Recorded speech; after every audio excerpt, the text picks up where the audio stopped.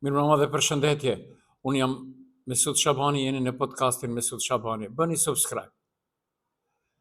Tetova, posaçërisht ata të cilët Tetovën e kanë parë nga fshati, jo nga qyteti, si duket kohëve të fundit vërtet po na bëjnë Tetovën fshatëz. Nëse janë njerëz ata të cilët besojnë në Zot apo në Kur'an, atëherë duhet të thonë të vërtetën, jo të gënjejnë. Sot, apo më saktë të themi, dje, Miftinia e Tetovës bëri një skandal të paparë. Dhe nuk u skuqen, ama as pak nuk u skuqen. As pak nuk u skuqen. Për shkak se njerëz jemi, të gjallë jemi, nuk kemi vdekur dhe mbi gjitha. Ja se çfarë tha Miftiu i Tetovës e pastaj do të ndërhyjmë në diçka tjetër. Miftiu i Tetovës Selver Xhemaili pas takimit me shitësit tha se ata do të kenë kohë që deri në gusht të vitit të ardhshëm ta shfrytëzojnë vendin. Sot në bashkëbisedim me pronarët e tezgave, mundu veç që të një afat kohor derisa të bëjmë shitjen e madhe që kanë, do thënë deri në fund të 8 muaj, ata të cilët kanë tezga funksionale do të funksionojnë, do të shfrytëzojnë, ndërsa pjesën tjetër të tezgave të cilët janë jashtë funksionit, mundojmë t'i largojmë për ati që t'i rrohet vendi për me një vetëritari tjetër, parking apo diçka tjetër, varësisht prej nevojës që e kërkon vendi edhe koha. Po pra, ishte një rrëfim në veten e parë, jo i sinqert. Për shkak se nga jo që kemi parë në Tetovë, se si Miftinit nga vitin 1990 deri tash funksiononin, aty më vonë do ndërtohet edhe një objekt i madh.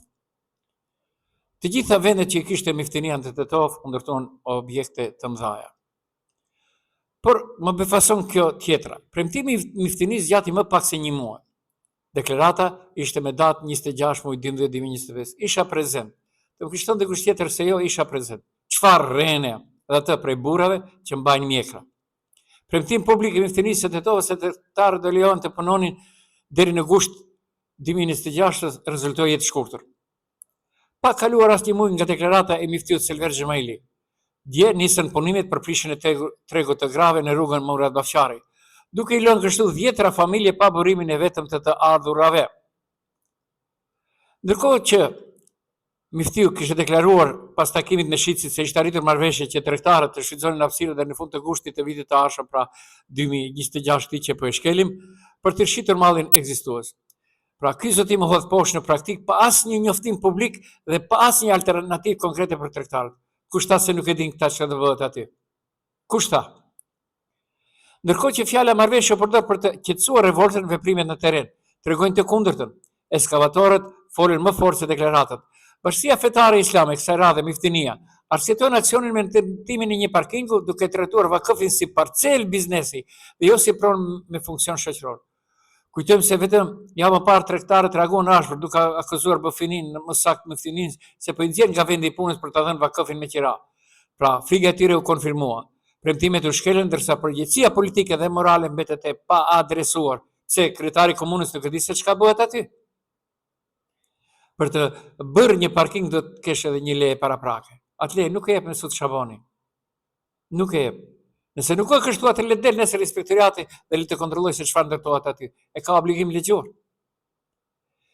Pyetja është e thjeshtë. Kush mban përgjegjësi për këtë mashtrim publik dhe pse fjala e Miftinisë vleti më pak se një muaj? Çfarë nuk u dëgjuan nga të shkretë tregtar të dëshpëruar? Miftinia gënjeu hapur, premtoi gushtin, solli ekskavatorët në janar. Fjala e Miftiut vlen 30 ditë.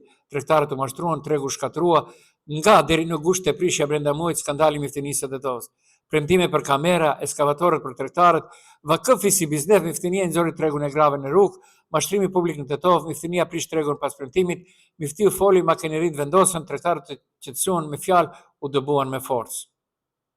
Pra ishte kjo loja mishmash e parë, për kësaj radhe pak më ndryshe, e paketuar ndryshe. Njësoj, vetëm ai mungon. E dini atë prallën? Çdo gjë është ashtu, vetëm ai mungon. Dhe ndalemi dhe këshillohemi. A din miftinia se çfarë është vakëf?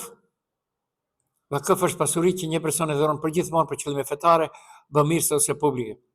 Shkurt e qartë, dhurohet për hir të Allahut, nuk shitet, nuk trashëgohet, përdoret për dobitë e njerëzve. Shembuj tipik vakëfit, tokë ose ndërtesë për xhami, pronë për shkollë, jetimore, spital, dyqan ose arqe të ardhurët e saj shkon për bamirësi. Ideja është që pronari heq dorë nga pasuria, por shpërblimi vazhdon edhe pas vdekjes.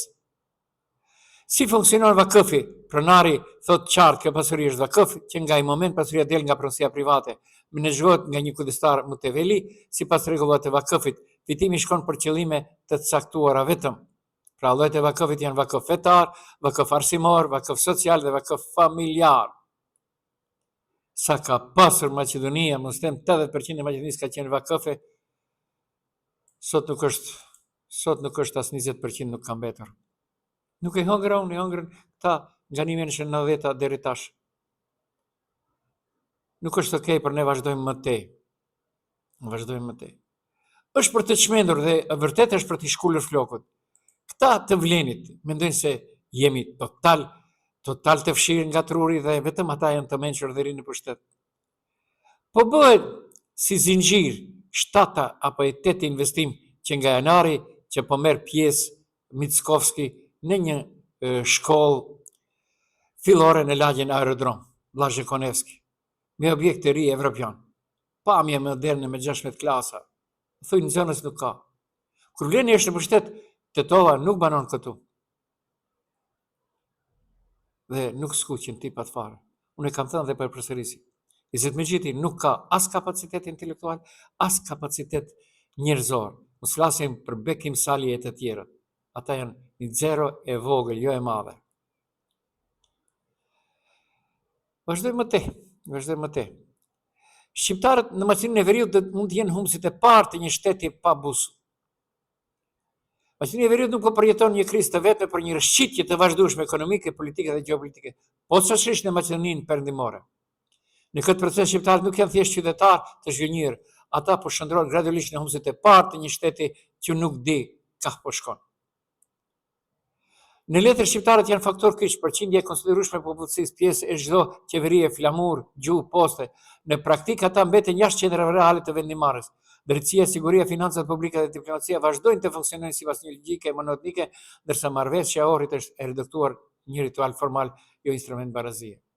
Ndërsa të shkretit në zonës gjithandej, edhe në Kërçov, edhe në Krushev, edhe në Tetov, edhe në Gostivar, edhe në Veles, edhe në Jabullçisht, pa klasa, pa shkolla, ndërsa në Shkup veç po bëhet shkolla e dytë, miliona euro. Shkolla e parë ishte ajo që mbante emrin Kiro Gligorov, kohën e BDI-s. Asnjë gjë, asnjë ndryshim. Çdo gjë është sikur ka qenë, vetëm ka ndryshuar. Në vend të BDI-s, pra në vend të Ali Ahmetit është vetëm një ndryshim. BDI 2 apo 3, mirë tha Sela, fundrinë e BDI-s në pushtet. Basnisjet e gjitari apelit Gjoko Ristov i gjetën të shkretit sipas mediave në gjuhën maqedonase 350.000 euro në murin e banesës. Edhe kjo aspati ku ti fsheh po i fshej në murin e banesës. Interesant.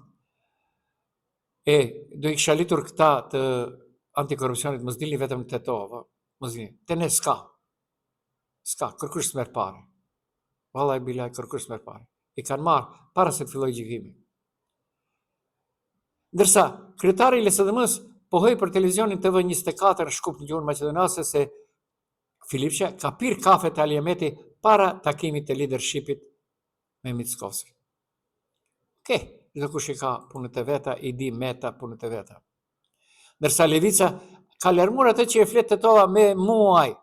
Qendra për punë sociale në Tetov është vatër e krimit dhe korrupsionit. Dhe gjithandej, sado që të tërhiqesh, nuk rish pa mos u ngacmuar.